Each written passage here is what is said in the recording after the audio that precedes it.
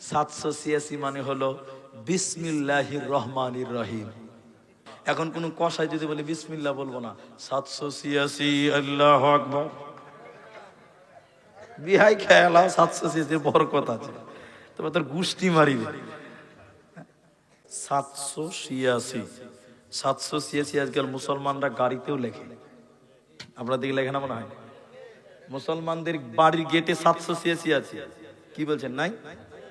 মসজিদের গেটেও 786 লেখা আছে। এরকম মসজিদ পৃথিবীতে আছে, আছে না নাই? আমি জালসাতে উঠে বলেছিলাম, এই আপনারা 786 লিখেছেন কেন, এর মানে বলেন। তো একটা লোক ওই ওই উনার মতন লাস্টে থেকে বলছে, বক্তা সাহেব আপনি এটাও জানেন না? মানে এক কথাতে গুষ্টি মেরে দেয়। বললেন এটাও জানেন না? তা আমি বলছি জানি না বলেই তো বললাম। বলেন, এই শুনেন, বলছি কি জানেন? 786 মানে হলো বিসমিল্লাহির রহমানির রহিম। কত সহজ, শুনেছেন কি শুনেননি বলেন আপনারা? মুসলমানেরা বলছি গো, মুসলমান তো বিসমিল্লাহির রহমানির রহিম কেমন করে হলো এটা বলা যাবে না। বললে কাল থেকে নিজেরা তাবিজ লিখতে শুরু করবেন, গোষ্ঠী মুড়িয়ে মৌলবীদের, দরকারই হবে না, ওটা বলবো না, ওটা গোপন থাকলো। 786, আচ্ছা আপনারা বলেন সবাই, 786 কোনোদিন বিসমিল্লাহ হবে? আচ্ছা সহজ বাংলায় বলি, আজকে এই দিহিবরজ গ্রামে গরু জবাই হয়েছে, ভাই হয়েছে না? গরু জবাই করার দোয়া কি কে বলবে?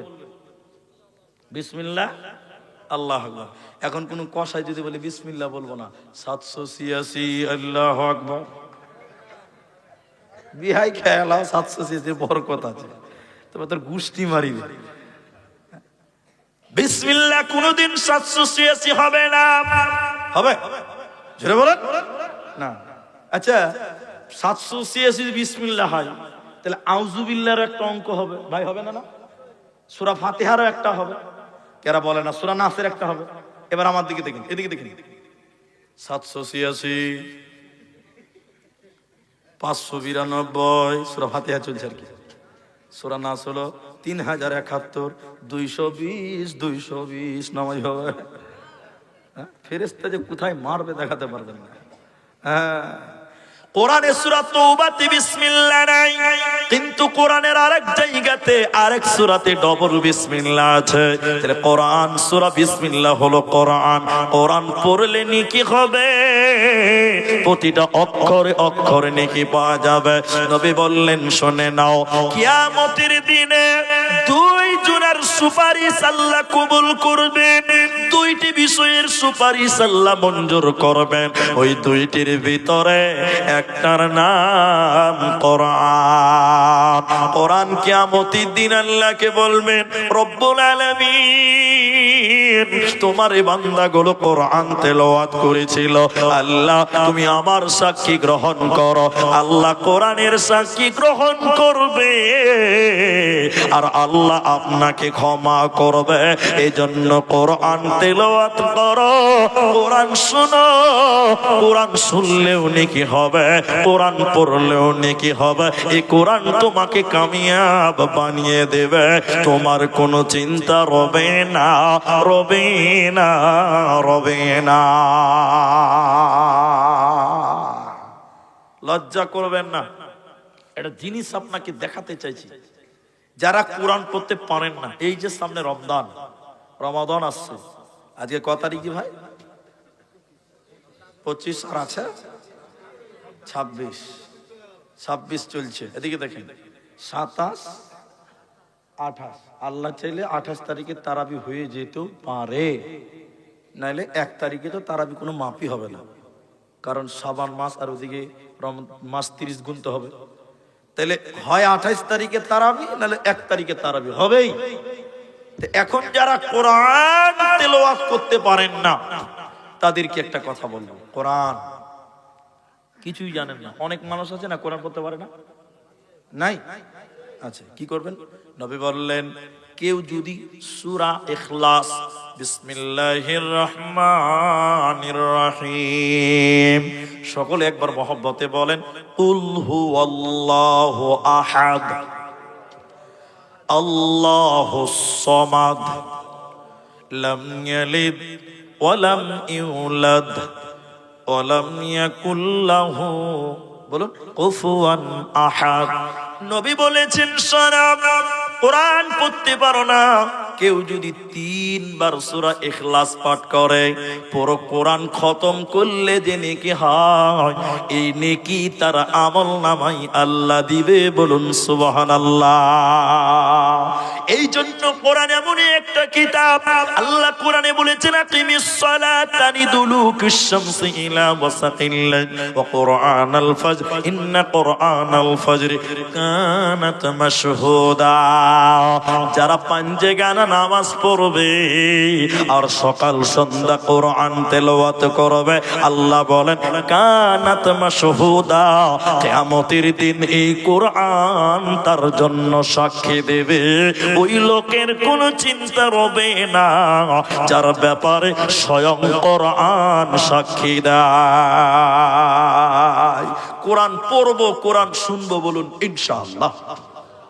এবার লজ্জা করবেন না, একটু হাত তুলতে হবে ভাই। কারা কারা কোরআন পড়তে পারেন হাত তোলেন, পড়তে পারেন যারা, মাশাআল্লাহ নামান। তাহলে যারা তুললেন না তারা পারেন। আমি অপমান করব না, নাউজুবিল্লাহ আস্তাগফিরুল্লাহ, আমি কাউকে অপমান করার উদ্দেশ্যই নয়। আচ্ছা বলুন, মুসলিম হিসাবে কোরআন শিক্ষা করা দরকার আছে না? আচ্ছা, আমি একটা কথা বলবো এখন, খুব ভালো করে বুঝবেন। ফারাক্কা নদী দেখেছেন তো আপনারা? গঙ্গা, সবাই দেখেন, যারা দেখেছেন তারা দেখেছেন তো? বাস শুনুন তো, এটা দার্শনিক, দার্শনিক, দার্শনিক মানে বুঝেন পণ্ডিত লোক। ও নদীতে গবেষণা করতে গেছে, নদীতে কি হয় না হয়, কেমন আছে না আছে, কি আছে, গবেষণা করতে গেছে। কোন নদীতে? বুঝার জন্য বুঝি, ফারাক্কা নদীতে। এদিকে দেখেন ভাই, নৌকাতে চেপেছে, তো দার্শনিকের মুখ তো আর বন্ধ থাকবে না, ও মক বক বক বক বক বক বক বক করেই যাবে, করেই যাবে। তো দার্শনিক এক লাগেছে, তো কি করে গল্প করবে? যে তখন বলছে যে দেখ, দার্শনিক তো যাক মাঝির সঙ্গেই গল্প লাগাই। মাঝি মূর্খ মানুষ, মাঝি কি বলছে, মাঝি, মাঝি বলছে বলেন ভাই। বলছে তুমি সায়েন্স বুঝো? সায়েন্স? আচ্ছা আপনারা এতটি লোক আছেন, আপনাদের এখানেও নদী আছে, ঘাট আছে, আচ্ছা মাঝি কোনদিন সায়েন্স বুঝতে পারবে? রানা বলে না। তেন মাঝি গাল চিলকাতে চিলকাতে কি খাই না পড়েছি ভাই। তখন দার্শনিক বলছে আহ আহ আহ আহ আহ আহ, যেমন আপনারা হাসলেন, দার্শনিক কইলজা ঠান্ডা করে আহ আহ আহ আহ, তোর জীবনটা 4 আনাই মিছে। আচ্ছা সবাই বলুন, মানুষের জীবন কয় আনা? 16 আনা। এরা বাপ হয়ে গেছে সব গো, তাও বুঝতে পারে না। 16 আনা, তো 4 আনা গেল, থাকলো কত? ফের দার্শনিক বলছে মাঝিকে, মাঝি ভূগোল বুঝো? ভূগোল এটা কি খাই না পড়ে জি ভাই? তখন মাঝি আহ আহ আহ আহ আহ আহ খুব হাসলো, হেসে বলছে মাঝি রে, তোর জীবনটা 4 আনা থেকে 8 আনাই মিছে। তাহলে 12 থেকে 8 গেলে কত থাকবে ভাই? আরো 4 থাকবে না 8 থাকবে? 8। 16 থেকে 4 গেলে কত থাকবে? 8। 8 থাকবে। 12 নয় 4, মানে 4 4 দুবার গেল, কত থাকলো? 8।